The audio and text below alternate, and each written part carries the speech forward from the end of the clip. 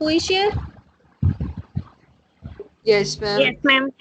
Okay, चलो। Yes ma'am. Monetary policy third policy है ये आज हम जो करेंगे। इससे पहले इंडस्ट्रियल पॉलिसी की, which is related to the development of industries, ठीक है। उसके बाद हमने फिस्कल पॉलिसी की, फिस्कल पॉलिसी जो कि गवर्नमेंट की तरफ से टैक्स और रेवेन्यू से डील करती है, ठीक है। और आज करेंगे monetary policy. Third one is monetary policy. Monetary policy refers to the monetary policy implement की जाती है बाय आरबीआई, सेंट्रल बैंक की तरफ से कंट्रोल की जाती है ये पॉलिसी, ठीक है। तो monetary policy refers to the credit control measures adopted by central bank of a country। एक इकोनॉमी में monetary means monetary word is related with money. Economy में मनी की सप्लाई को कंट्रोल करने के लिए या फिर क्रेडिट को कंट्रोल करने के लिए जो पॉलिसी सेंट्रल बैंक की तरफ से या आरबीआई की तरफ से इम्प्लीमेंट की जाती है, that is called monetary policy, ठीक है। ये पॉलिसी क्यों चलाई जाती है कि हर जो कमर्शियल बैंक है वो अकॉर्डिंग टू सेंट्रल बैंक काम करता है, ठीक है। कि सेंट्रल बैंक जो पॉलिसीज बनाएगा उसी के अकॉर्डिंगली जो बाकी के कमर्शियल बैंक्स हैं, कमर्शियल बैंक्स मींस जिसके साथ हम डील करते हैं, हम आरबीआई के साथ डील नहीं कर सकते। RBI is a central authority, apex body है, तो हम आरबीआई के साथ डील नहीं करते। वो जो पॉलिसीज बनाता है वो सारे कमर्शियल बैंक्स जो हैं, बाकी पब्लिक और प्राइवेट बैंक्स हैं, वो सारे उन पॉलिसीज को इम्प्लीमेंट करते हैं। तो जब भी इकोनॉमी में क्रेडिट सप्लाई को कंट्रोल करना हो या मनी सप्लाई को कंट्रोल करना हो, उस टाइम पे सेंट्रल गवर्नमेंट की तरफ से मॉनेटरी पॉलिसी के जो मेजर्स हैं वो लिए जाते हैं, ठीक है। तो monetary policy as a policy employing central banks control of supply of money as an instrument for achieving the goal of general economic policy. पहले इकोनॉमिक पॉलिसी बनाई जाती है कि इस साल हम इकोनॉमी में कितना जीडीपी, कितना इनकम लेवल या कितना इंटरेस्ट लेके आएंगे। तो उस पॉलिसी के अकॉर्डिंगली हम देखते हैं कि हम नहीं देखते, मीन्स आरबीआई देखता है कि इन्फ्लेशन है, डिफ्लेशन है, जो भी है उसके अकॉर्डिंग फिर ये पॉलिसी क्रिएट की जाती है, ताकि जो मनी सप्लाई जो है हमारी इकोनॉमी की वो एक स्टेबल इक्विलिब्रियम सिचुएशन पे रहे, इतना इन्फ्लेशन ना आ जाए, इतना इन्फ्लेशन ना आ जाए इकोनॉमी में कि हम कंट्रोल ना कर पाए, या डिफ्लेशन ना आ जाए कि इकोनॉमी में मनी सप्लाई बिल्कुल लो लेवल पे आ जाए, ठीक है। तो एक स्टेबल पोजीशन क्रिएट करने के लिए इस पॉलिसी का यूज किया जाता है। मीनिंग समझ आया सबको? Yes ma'am. Okay, so these are the objectives employment. First है कि हर इकोनॉमी का ये सबसे पहला ऑब्जेक्टिव रहता है, मोस्ट इम्पॉर्टेंट ऑब्जेक्टिव है कि इकोनॉमी में फुल एम्प्लॉयमेंट हो, कोई भी अनएम्प्लॉयड ना रहे, ठीक है। तो फुल एम्प्लॉयमेंट लाने के लिए क्या ज़रूरी है कि हमारे पास जितने भी रिसोर्सेज हैं, अवेलेबल रिसोर्सेज हैं, उनका इफेक्टिव यूज़ हो सके, ठीक है। जितने ज़्यादा रिसोर्सेज हैं अगर वो वेस्ट पड़े रहेंगे तो लोग काम किस पे करेंगे, ठीक है। तो इकोनॉमी में फुल एम्प्लॉयमेंट लेके आना मॉनेटरी पॉलिसी का ऑब्जेक्टिव है। इसलिए मॉनेटरी पॉलिसी, अगर उन्हें लगे कि लोगों को जॉब्स नहीं मिल रही, एम्प्लॉयमेंट नहीं है, तो मनी सप्लाई को इंक्रीज कर दिया जाता है इकोनॉमी में, ताकि एम्प्लॉयमेंट अपॉर्चुनिटीज क्रिएट हो सके, ठीक है। तो अगर ऐसे लगता है कि बहुत सी अपॉर्चुनिटीज हैं लेकिन लोग काम नहीं कर रहे, तो मनी सप्लाई को थोड़ा कंट्रोल कर लिया जाता है या कम कर दिया जाता है, ठीक है। तो second objective is price stability. Monetary policy basically deals with the price and the money supply in an economy. So price stability लेके आना या प्राइस को स्टेबलाइज करना भी इसका एक ऑब्जेक्टिव है। Both economics and favor this policy because fluctuation in price bring uncertainty and instability to the economy. It means कि सारे इकोनॉमिस्ट जो हैं वो इस ऑब्जेक्टिव पे ही काम करते हैं कि इकोनॉमी में अगर तो इंस्टेबिलिटी आ गई, प्राइस बढ़ते गए, कम होते गए या इंक्रीज होते रहे बार बार, प्राइस स्टेबिलिटी समझ रहे हो कि जो प्राइजेज हैं वो बार बार इंक्रीज ना हो, जैसे पेट्रोल के प्राइस हैं या फिर हमारी जो नेसेसिटीज हैं, रिफाइंड ऑयल है, कुकिंग जो भी मटेरियल है, उन सारी चीज़ों के प्राइस इतने ज़्यादा इनस्टेबल ना रहे कि आज 50 है तो कल 70 हुआ हो, ठीक है।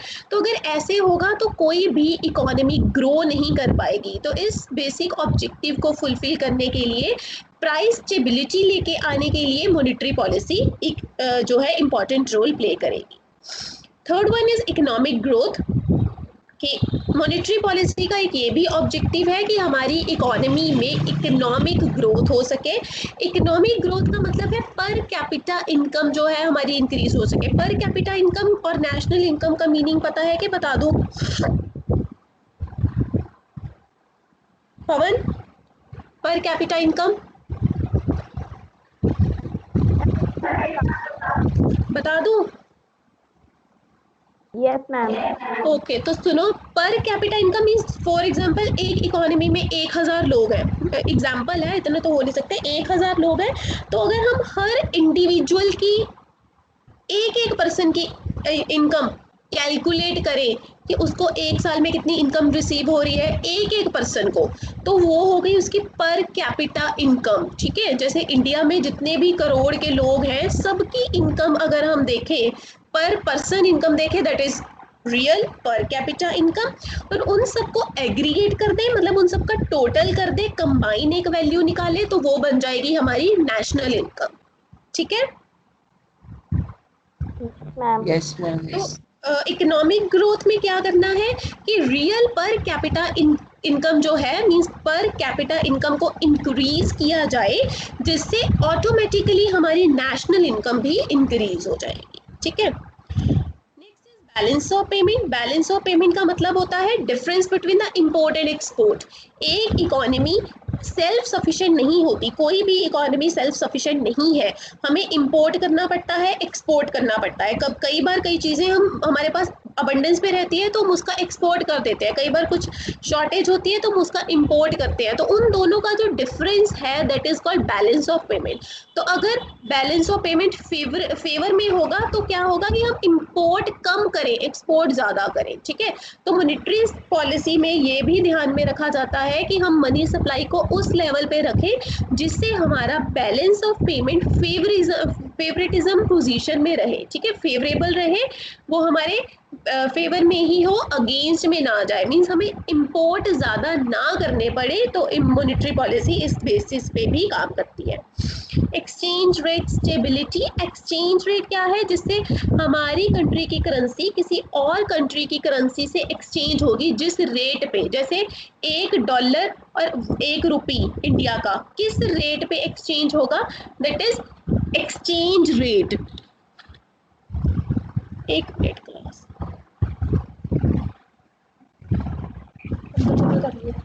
एक्सचेंज रेट भी स्टेबल रहने चाहिए हमारे। ठीक है, तो अगर एक्सचेंज रेट फ्लक्चुएट होते रहेंगे, आज हमारी करेंसी की वैल्यू क्या है, कल कुछ और हो जाए, तो उससे भी हमारे बिजनेस को बहुत ज़्यादा लॉस होगा।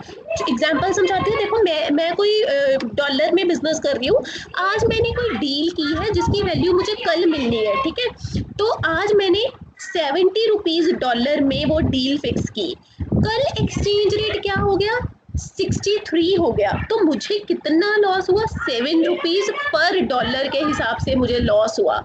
ठीक है, तो अगर इतनी ज़्यादा फ्लक्चुएशंस रहेंगी प्राइस रेट में, तो उससे क्या होगा कि हमारा बिजनेस स्टेबल नहीं रहेगा, एक्सचेंज रेट स्टेबल ना रहने से हमारी इकोनॉमी को बहुत ज़्यादा लॉस हो सकता है। ठीक है, समझ आया बच्चे? Yes ma'am. Okay, next is neutrality of money. Another objective है कि मनी न्यूट्रल रहनी चाहिए, कि according to that money should play a role of medium of exchange and not more than that, therefore monetary policy should regulate the supply। Neutrality का मतलब है कि money supply जो है वो न्यूट्रल रहे, न्यूट्रल हर जगह इक्वल रहे, कहीं बहुत ज़्यादा सप्लाई ना हो, कहीं बहुत ज़्यादा कम सप्लाई ना हो। ठीक है, तो न्यूट्रलिटी रहनी चाहिए इकोनॉमी में, उसमें इम्बैलेंस नहीं आना चाहिए, ये स्टेबिलिटी से ही पॉइंट जो है रिलेट करता है। Next, equal income distribution. Fiscal policy में हमने पढ़ा था ना कि जो मनी सप्लाई है, या सॉरी टैक्स और रेवेन्यू को बैलेंस करती है या इक्विलिब्रियम में लाती है गवर्नमेंट, तो ऐसे ही इकोनॉमी में मनी को भी इक्वल रखना है। इक्वल मीन्स जैसे हम बोलते हैं कि अमीर और अमीर होता जा रहा है और गरीब और गरीब होता जा रहा है, सुना होगा आप लोगों ने। तो ये इसका रीज़न क्या है क्योंकि जिसके पास इनकम है वही इन्वेस्ट कर रहा है, वो भी अपने खुद के लिए, not for any other person in an economy. तो जब तक वो खुद के बिजनेस के लिए काम करता रहेगा, इकोनॉमिक वेलफेयर के लिए नहीं, तब तक ये हम जो डिस्ट्रीब्यूशन है वो इक्वल नहीं हो पाएगा, हमेशा अनइक्वल डिस्ट्रीब्यूशन रहेगा। तो इसलिए मॉनेटरी पॉलिसी में ये ऑब्जेक्टिव है कि हमने मनी की सप्लाई को ऐसे रेगुलेट करना है इकोनॉमी में ताकि इनकम इक्वली डिस्ट्रीब्यूट हो सके। जैसे कि अगर एक ऑर्गेनाइजेशन है तो उसमें एक स्टैंडर्ड रहे कि सबको एटलीस्ट इतनी इनकम तो रिसीव होनी ही है, बाकी उनके स्किल पे बेस है। तो अगर एक स्टैंडर्ड रहेगा, एक बेस रहेगा कि इतनी इनकम हर बंदे को मिलनी है, तभी इक्वल इनकम डिस्ट्रीब्यूशन हो सकेगी, नहीं तो अनइक्वल इनकम होगी और इकोनॉमी कभी ग्रो नहीं कर पाएगी। ठीक है, ओके क्लास? किसी को कोई कंफ्यूजन है किसी पॉइंट में? समझ आ रहे हैं ना points? Yes, ma'am. Okay, so next is monetary policy measures है या टाइप्स है कि एक इकोनॉमी में किस तरह से मॉनेटरी पॉलिसी इंप्लीमेंट की जाएगी। First is expansionary monetary policy. Expansionary का मतलब होता है इंक्रीज करना या फिर बढ़ावा देना। ठीक है, एक्सपेंशनरी और easy monetary policy aims eight encouraging spendings on goods and services by expanding the supply of credit. Expansionary policy का मतलब सिंपल है कि इकोनॉमी में जब हमने मनी की सप्लाई को इंक्रीज करना है, हर चीज को इंक्रीज करना है, जैसे कि लोगों के पास पैसा ज्यादा रहे, कैश इन हैंड ज्यादा रहे, उस टाइम पे फॉलो की जाती है एक्सपेंशनरी मॉनेटरी पॉलिसी। ठीक है, तो ये कैसे की जाएगी? बैंक जो है वो अपने interest rate, repo rate, reserve requirement, ये सारी चीजें कम कर देती है। जैसे सपोज मैं बैंक हूँ और आप सब लोग मेरी इकोनॉमी के इंडिविजुअल्स हो, मैं चाहती हूँ कि आपके पास पैसा ज्यादा रहे, कैश ज्यादा रहे, तो मैं क्या कर दूंगी, जो आपसे इंटरेस्ट लेना है, सपोज लोन पे जो इंटरेस्ट लेना है उसको कम कर दूं, कि मैंने 4% इंटरेस्ट लेना था, ओके अभी 2% कर देती हूँ, तो जो बचेगा 2% वो आपके पास ही रहेगा ना, तो आपके पास कैश इन हैंड ज्यादा हो जाएगा। तो इस तरीके से मनी सप्लाई को कंट्रोल किया जाता है, मॉनेटरी पॉलिसी को मार्केट में इंप्लीमेंट किया जाता है कि अगर तो हमने मनी सप्लाई को इंक्रीज करना है, उस टाइम पे एक्सपेंशनरी पॉलिसी ऑप्ट की जाती है। ऑन द अदर हैंड कि हमने मनी सप्लाई को कम करना है कि रिड्यूस हो जाए, पहले से ही मनी सप्लाई बहुत ज़्यादा है, तो हम कॉन्ट्रैक्शनरी और कॉन्ट्राडिक्टरी जो पॉलिसी है उसे फॉलो करेंगे। उस टाइम पे हम क्या करेंगे, इंटरेस्ट रेट इंक्रीज कर देंगे, रिजर्व रिक्वायरमेंट इंक्रीज कर देंगे, ताकि लोगों के पास पैसा कम रहे और वो खर्च जो है, वो स्पेंडिंग्स जो है वो कम करें। ठीक है, दोनों समझ आई पॉलिसीज?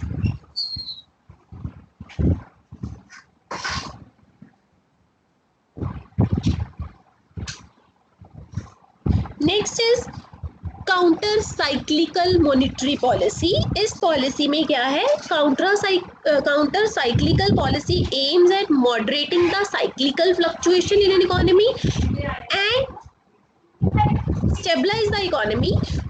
ट्रेंड को देखा जाता है कि एक टाइम तक हम एक पॉलिसी ऑप्ट करें, जैसे एक्सपेंशनरी की, उसके बाद उसको स्टेबल कर दें। ठीक है, तो एक पॉलिसी को लंबे टाइम तक नहीं चलाया जाता। काउंटर साइकिल मीन्स ट्रेंड के अकॉर्डिंगली, जैसा ट्रेंड हो उसके अकॉर्डिंग हम अपनी पॉलिसी को चेंज करते रहते हैं।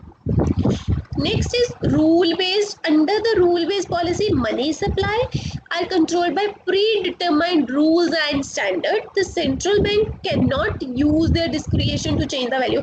इस पॉलिसी में क्या है, ये पॉलिसी एक्चुअल में इम्प्लीमेंट नहीं की जाती रूल बेस्ड, कि सेंट्रल गवर्नमेंट ने या किसी और अथॉरिटी ने या गवर्नमेंट ने को जो भी रूल्स बनाए हैं उसी पे बेस्ड हम रहेंगे। हमने इकोनॉमी की सिचुएशन को देख के कुछ भी नहीं करना है अकॉर्डिंग टू रूल बेस्ड, कि जो प्री डिटरमाइंड रूल्स हैं, जो नॉर्म्स सेट हैं, जो स्टैंडर्ड्स फिक्स्ड हैं, उसी के अकॉर्डिंग चलना है। चाहे इकोनॉमी में इन्फ्लेशन आए, डिफ्लेशन आए, जो भी हो, हमने अपने रूल्स चेंज नहीं करने। That is rule based monetary policy. ठीक है क्लास, आगे चले। कितने आ गया समझ?